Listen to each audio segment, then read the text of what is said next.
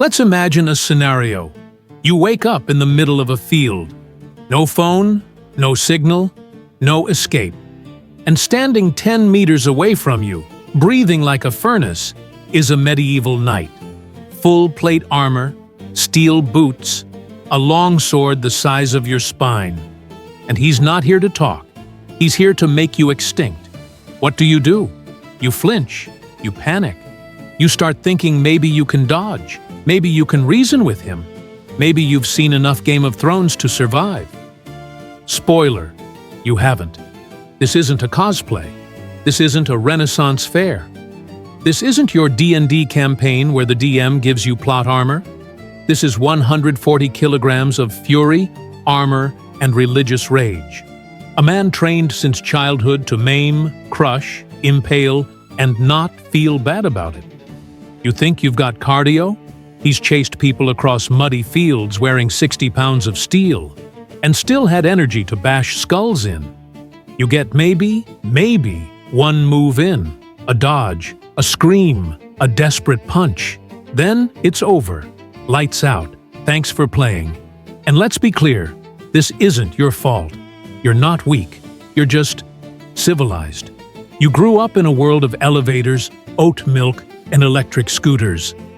He grew up in a world of plagues, famine, and stabbing strangers with moral justification. See, medieval knights weren't just soldiers. They were elite murder athletes. Their daily routine wasn't yoga and protein shakes. It was lifting weapons that weigh more than your emotional baggage.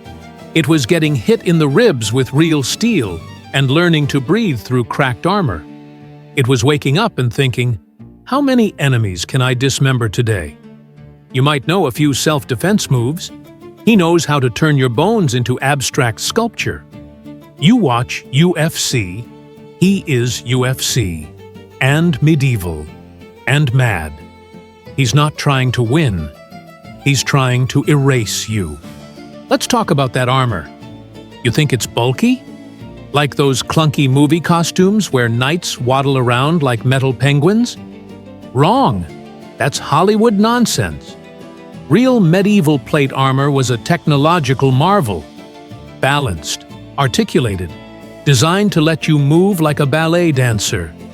If ballet dancers crushed skulls for a living, a knight could run, jump, climb, and fight for hours. He could mount a horse in full gear. He could roll on the ground, do push-ups, and still have room to flex on peasants. Meanwhile, you just took 10 minutes to tie your running shoes without hurting your back. Let's break this down. A full suit of plate armor weighed around 50 to 60 pounds, but it was perfectly distributed. Not like carrying groceries, more like wearing an exoskeleton built by medieval Elon Musk. Each piece fit snugly. Elbows, knees, shoulders, every joint had moving plates. It didn't restrict motion, it enhanced it. And let's talk defense. A long sword to the chest? It would bounce. A mace to the ribs? You might feel it, but the steel would absorb most of the blow. You'd need a specialized weapon or a perfectly placed thrust to even have a chance. Meanwhile, what do you have? T-shirt, panic. And maybe, if you're lucky, a stick you found nearby. Spoiler, your stick isn't armor-piercing. Now let's compare damage output. He's got a long sword, two-handed, razor-sharp. But that's not even the scary part. The scary part is, he knows where to hit, where the armor gaps are, where to aim for the neck, the armpit, the groin. This isn't a street fight. This is a surgical demolition job. You flail. You swing wild. Maybe land a hit on his helmet. Great. You just punched a car hood with your bare hand.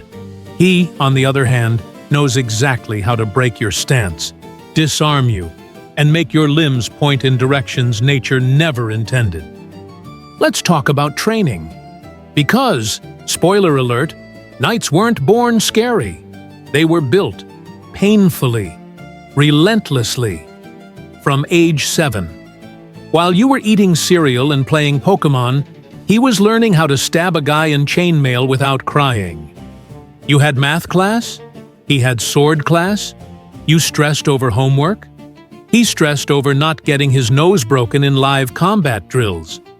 A young knight in training, a page, woke up before dawn. Not to stretch or meditate, but to run, to lift stones, to wrestle other boys until someone tapped out or passed out. No coaches, no encouragement. Just sweat, bruises, and maybe a dry crust of bread for breakfast, if you didn't mess up. Then came the squire phase. Now you're serving a fully grown, fully armed death machine. You clean his armor, sharpen his sword, watch him fight. And when he rides into battle, you ride with him, unarmed, on a horse, carrying spare weapons, while arrows fly past your face. You think giving a school presentation was stressful? Try carrying a 10-pound longsword into a siege tower at age 13. No script, no second takes. Just hope you don't pee yourself in front of the archbishop.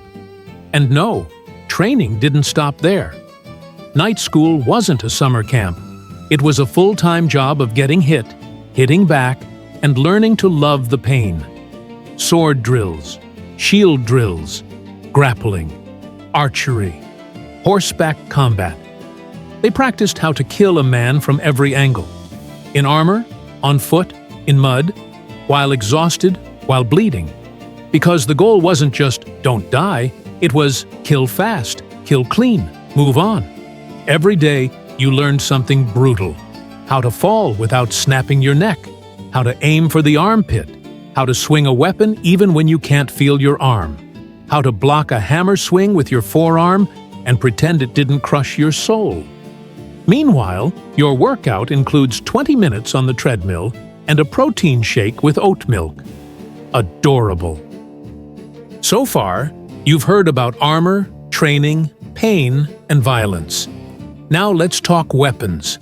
And no, not just the things knights carried. We're talking about how they carried them, how they used them, how their weapons weren't just tools, but extensions of their will to ruin someone. A longsword wasn't just a big sharp stick. It was a precision instrument for battlefield ballet.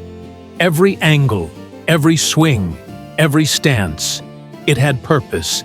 This guy didn't just know how to swing a sword, he knew how to break bones without breaking momentum. He knew the exact geometry of your weak spots. He knew how to stab a moving target through a 3-inch armor gap without slowing down. You?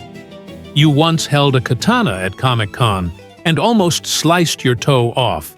Congratulations. Let's break this down.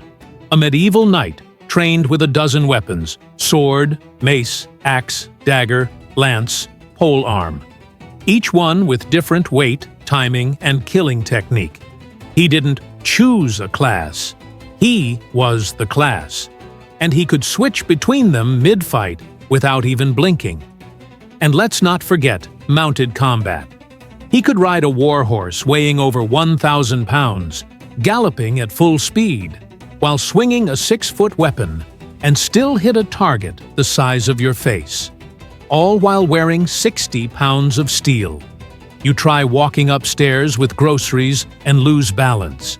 He charges uphill through mud and fire, with enough momentum to send 5 men flying. But the real danger? He wasn't fighting to win. He was fighting because he believed God wanted you dead. This wasn't just war, it was holy war, which means he didn't just want to kill you. He thought it was righteous to kill you. A moral obligation, a religious favor. You don't just fight someone like that. You beg the universe not to be noticed. Okay, let's say it finally happens. You, in a tunic and sneakers, standing on some battlefield you didn't ask to be on, and there, 20 feet away, is him, the knight. Steel, fury, righteousness, and zero mercy. You make eye contact. Big mistake. His eyes don't see person. They see target. You flinch, he doesn't. He moves, fast.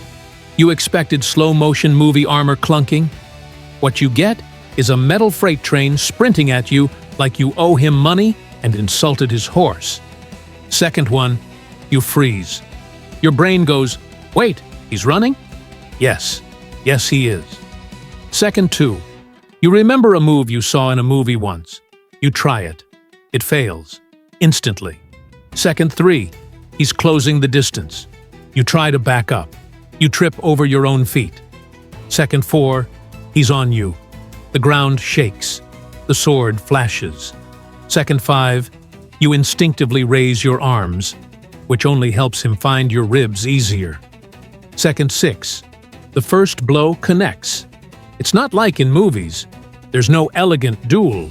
There's a crunch, a scream, mostly yours. Second seven, you think about running. You don't. Because you can't.